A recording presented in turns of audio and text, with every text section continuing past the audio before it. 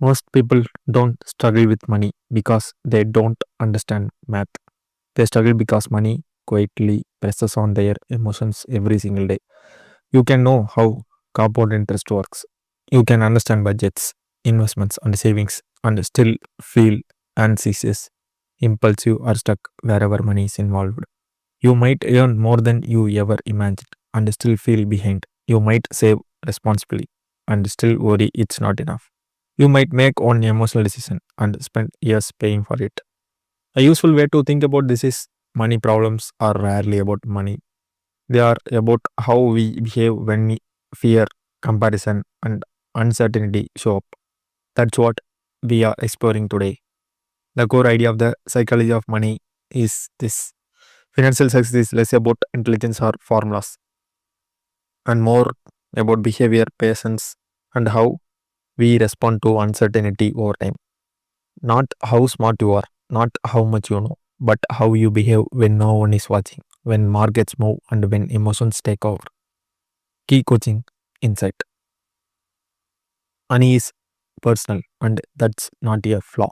A useful way to think about money is that everyone experiences it through their own emotional history. No two people grow up with the same signals about money. Some grow up around scarcity. Some grow up around abundance. Some learned that money equals safety. Others learned that money equals stress, control, or conflict. What this idea invites us to notice is that people don't make irrational money decisions, they make emotionally consistent ones. Why people struggle with this? We are taught to believe that money decisions should be objective, logical, data driven. So when emotions show up, fear, greed, anxiety, shame, we treat them like mistakes. But emotions don't disappear just because we ignore them. They leak into behavior. People overspend not because they are careless, but because spending temporarily reveals emotional discomfort. People avoid investing not because they are lazy, but because uncertainty feels unsafe. People chase risky gains not because they are foolish, but because comparison hurts. How this shows up in daily life: checking your bank account and immediately feeling tense, comparing your progress to someone else's highlight reel, making financial decisions quickly just to stop thinking about them, avoiding financial planning because it feels overwhelming or shame inducing. None of these are intelligence problems, they are emotional ones. Instead of asking what's the smartest financial move, you might want to ask what kind of financial behavior can I stick with during stress. The goal is not perfection, the goal is sustainability. A strategy that emotionally tolerable beats a perfect strategy you abandon. Time and patience matter more than brilliance. One of the most overlooked truths about money is that time does more of the work than effort ever could. A useful way to think about wealth is that is often comes from not interrupting compounding rather than constantly optimizing. What this idea invites us to notice is how uncomfortable patience feels in a world built on immediacy. Why people struggle with this? We are surrounded by stories of sudden success, quick wins, breakthrough moments. What we don't see are the quiet years, the boring consistency, the slow accumulation, the long stretches where nothing dramatic happens. Patience does not feel productive. Waiting feels passive.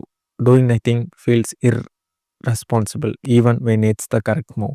So people interfere, they jump in and out, they change plans, they react no to noise.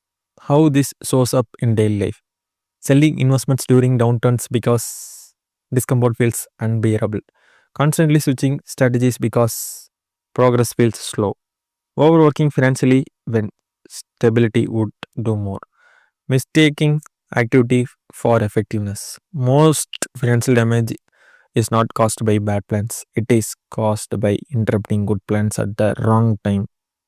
Instead of asking, how can I make this work faster, you might want to ask, how can I make this easier to stick with for decades? Consistency compounds, calm compounds, staying invested emotionally and behaviorally compounds. Enough is a powerful, underused skill. A useful way to think about wealth is not as endless accumulation, but as ability to say this is enough. What this idea invites us to notice is how rarely people define what enough actually means for them. Without a definition, the finish line keeps moving. Why people struggle with this comparison quietly rewires our sense of sufficiency. There's always someone earning more, saving more, living bigger. When comparison becomes a metric, satisfaction becomes impossible. The danger is not wanting more, it's never knowing when more stops improving your life. How this shows up in daily life: increasing income without increased peace, feeling behind despite objective progress, taking risk you don't need just to keep up, sacrificing time, health, a relationship for, for numbers that don't change how you feel. More money does not automatically equal more freedom. Often it equals more pressure.